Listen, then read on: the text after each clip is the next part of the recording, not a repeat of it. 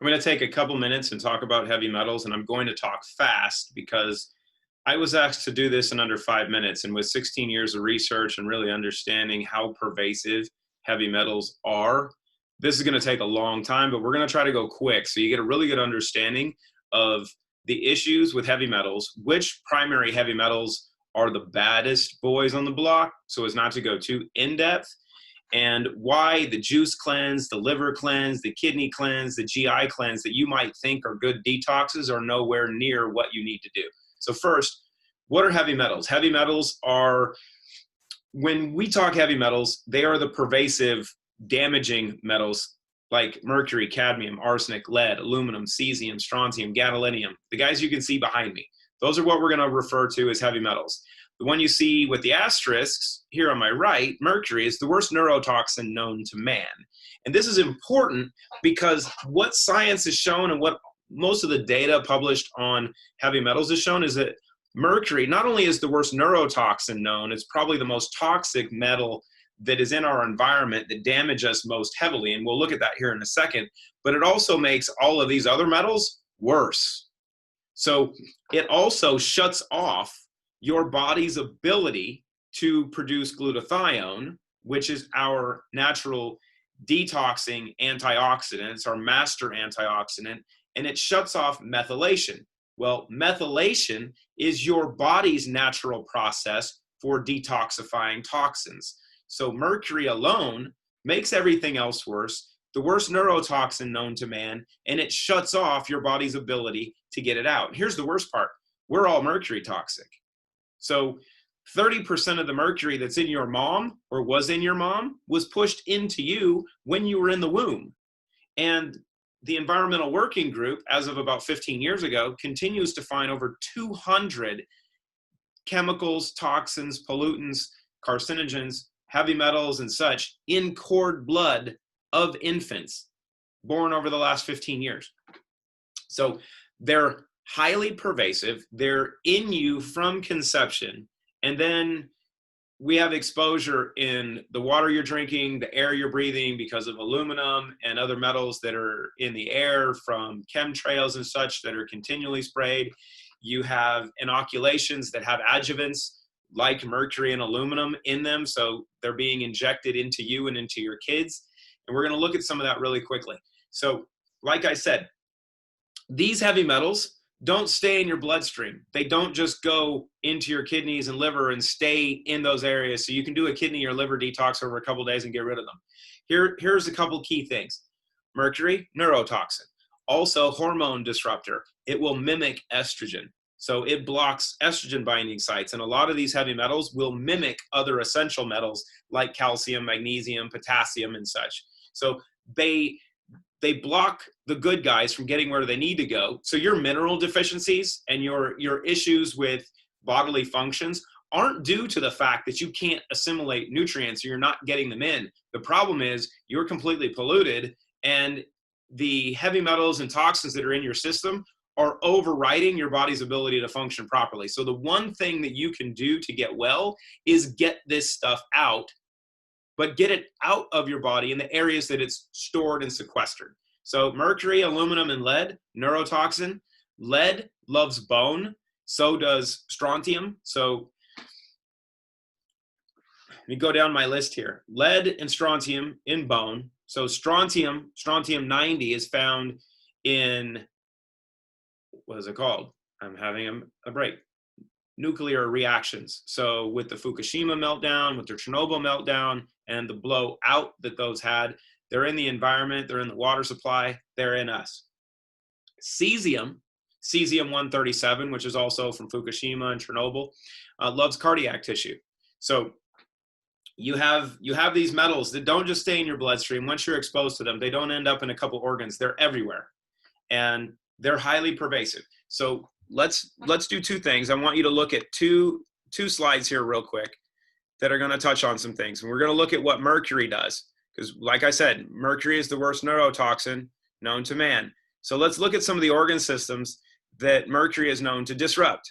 So you have your central nervous system, your immune system, your endocrine system, your gastrointestinal system, your cardiovascular system, your neurological system, psychological systems, and reproductive systems. they will disrupt all of them. But if you don't believe me, right, because I'm just a guy talking, I've done this for 16 years. I own a company that's focused on detoxification because of the science that we've done. Don't believe me, believe the research. So I want you to look at one other thing. And this is done by the great Dr. Dory Nerbo. And this is, as you can see, a work in progress. This is not complete yet. This is going to freak you out. So when we look at specific issues and health conditions and how heavy metals correspond to some of these conditions, let's go through these really quickly because I've got a short period of time and I want you to understand this. So the table of contents, we look at autism, right? So we got 2 pages, 3 pages, 3.5 pages so far of data showing that high levels of mercury and aluminum are correlated to kids in the autism spectrum. Bone health. This is a key component. Like I said, lead and strontium are stored in bone. One of the big problems for women over 50 that they hear with osteoporosis, because you start leaching calcium and vitamin D in bone. That's actually not true. What happens is up to the age of 50, lead is stored in bone. After the age of 50, that lead starts to leave. It starts to leach back out of the bone, which creates osteoporosis because the bones become brittle because the lead that was stored in there is no longer there, and you don't have any other calcium or vitamin D to recalcify that bone. That's where the brittleness comes in. So you can see some of these things for data on heavy metals. We don't have to talk much about cancer because, as you've heard, you've probably learned that about 90% of all cancer cases are environmental in nature, and it's environmental toxins that are causing them. So you can look at cancer data. And we can scroll through some of these really slow if you want, so you can read them all. Don't think you're going to read them all. Lots of data. So cardiovascular disease, right? Number 1 or number 2 killer. Cardiovascular disease directly correlated to environmental toxins, because what did we go over? Cesium-137 loves cardiac tissue. So do other heavy metals. And they disrupt cardiovascular function. They cause damage to your endothelial lining. The endothelium of your vascular system is the small lining of your arteries where nitric oxide and everything's done. When you have damage to that area, you have inflammation that starts, or the negative inflammation from heavy metals will damage the endothelial lining, which then causes plaque buildup. It's not cholesterol that causes these problems. It's the heavy metals that cause the negative inflammation, that damage your arteries, that cause the cardiovascular issues. So you can see some of the data there. There's only a couple pages worth. COPD, same thing. You look at circulatory heavy metals, cadmium, lead, mercury, chromium. We can go down even more. So we look at diabetes. Diabetes is one of the top of the list for people today. And we can look at heavy metals in those areas, dyslipidemia, eye health. So there's a philosophy in the detox space called the detox triangle, which pertains to the smallest vascular function in the body, which is eyes, ears, and erectile function.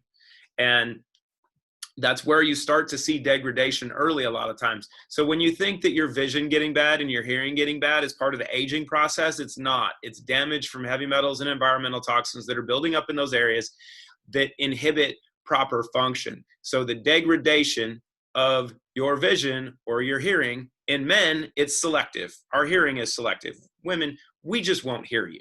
But if it's actual physical trait, the most common culprit in that is the heavy metals. You can see those. Look, 3 toxic heavy metals in open angle glaucoma with low teen and high teen intraocular pressure. Glaucoma and heavy metals. Food for thought. Fibromyalgia, chronic fatigue syndrome. Same. Your gut health. Heavy metals destroy your microbiome in your gut, but so does glyphosate. And if you haven't watched the interview that was done with Dr. Don Huber, watch it. It'll explain glyphosate. It's bad. You can look at lupus. You can look at hypertension. Kind of a big deal. Hypertension is quite common in people. Why? Because we're freaking polluted. Obesity. Same way. Osteoarthritis. Parkinson's disease. How about stem cell function? Stem cells are becoming a big thing. You look at the issues with maternal, peripheral, and cord blood samples identified, right? You think cord blood is good. Stem cell companies want cord blood. Well, cord blood is completely freaking polluted. It's loaded with heavy metals and other environmental toxins. So we can go down. We look at thyroid function, right? Your thyroid function is a big thing seen today. So this gives you a synopsis that all of the symptoms that your doctor is telling you that you might have, they don't talk about cause. They're not taught to look at cause. They're taught to look at symptoms and make a diagnosis. So it's these guys that are the cause of the problem, but they're not just in your gut. They're not in your kidneys and liver. They're in your brain. They're everywhere. So you have to use something that can get into your body, into your brain, cross cellular membranes, get into your organs, through your organs, and out of your body. This is the most crucial component. And this is not something that you do for a short period of time. True systemic detoxification is something you're going to do for the rest of your life. Because here's the key. You might effectively clean out what you have currently, which theoretically is impossible. I don't think you can ever get everything out of our systems because there's some stuff that is just stored. But on a daily basis, you're going to be exposed to more environmental toxins, more heavy metals, more glyphosate, more PBEs, PBDEs, fire retardants, all these other chemicals. You're exposed to them daily. So the one thing, if you had to do one thing for your health and wellness, and you could only buy one supplement, I would say get the one thing that removes the heavy metals and toxins systemically. Me personally, I would use Clean Slate. Just saying. But if you can, get this stuff out systemically. If you don't believe me, do some research, ask some questions, and you'll be on your way. Have a great day.